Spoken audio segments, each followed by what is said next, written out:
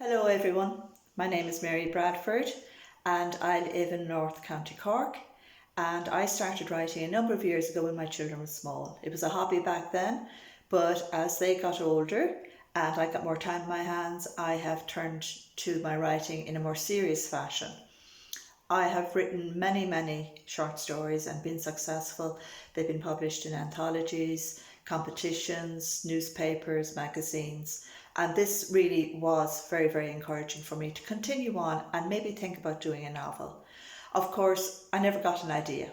The inspiration for the novel was not there as such until I started a short story that kept growing and growing and growing.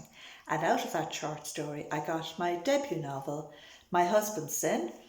It was published by Tergyar Publishing here in Ireland. They're a digital publishing company, and it was brought out first as an ebook, and it was very successful. And so Tergyar brought it out in paperback. And then as I say, this was my debut novel, and readers got in touch through reviews and said, well, we'd like to know more. And I thought, okay. So I went along with it and I brought out the sequel, Don't Call Me Mum. And this too was published by Tergyar Publishing. And that was really well received. And again, they went, but come on, give us more of this. And I thought, right, now my debut novel had a sequel. And now, this year, No More Secrets, the final of the Lacey Taylor story, a trilogy. So, where I set out to write a short story, I've ended up with a trilogy. And I must be honest, this came out this year, No More Secrets, and readers saying, well, there's one or two characters we'd love to know more about. So I'm debating whether to go ahead with one or two of the other characters or just leave it at the trilogy. But that's my story with my novels. They're available on buythebook.ie, and of course they're also available on Amazon and all the other online sites. They're available in local shops around my area who have been extremely supportive of me, and I have another novel coming out in September. It's complete standalone away from the Lacey Taylor story.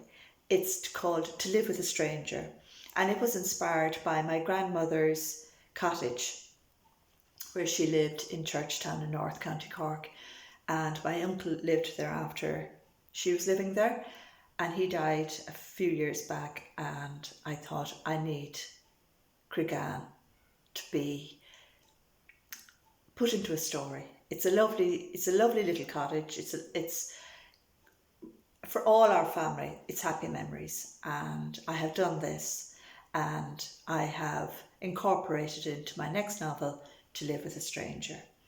Now, I write contemporary fiction mainly. That would be my forte, but I have dabbled in other genres, and one of those genres was westerns. So here I have The Runaway.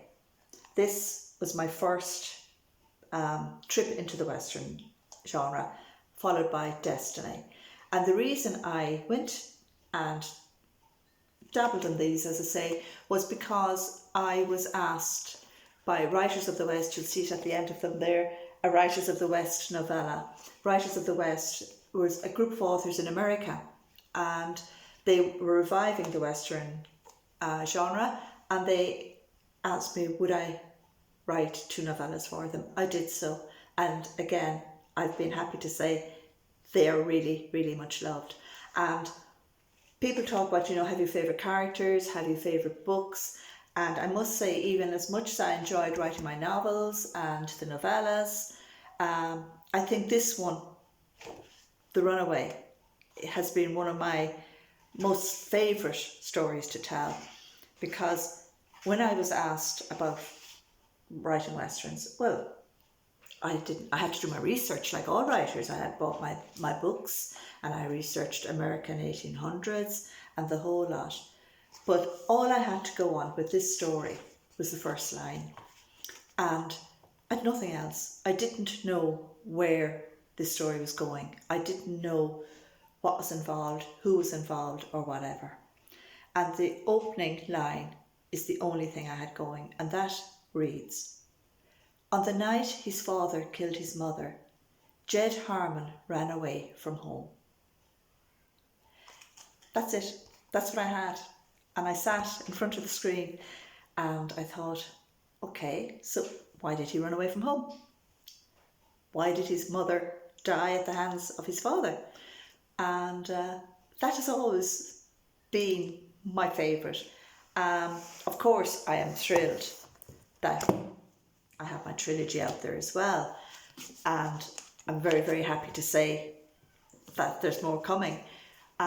I've also dabbled in adult romance, and that was, again, being approached by my publishers, Third Year Publishing at the time. They have a wonderful Hot City Night series out, and I was asked to contribute, and I did, and my contribution is number 13, One Night in Barcelona, and it's not for the faint-hearted.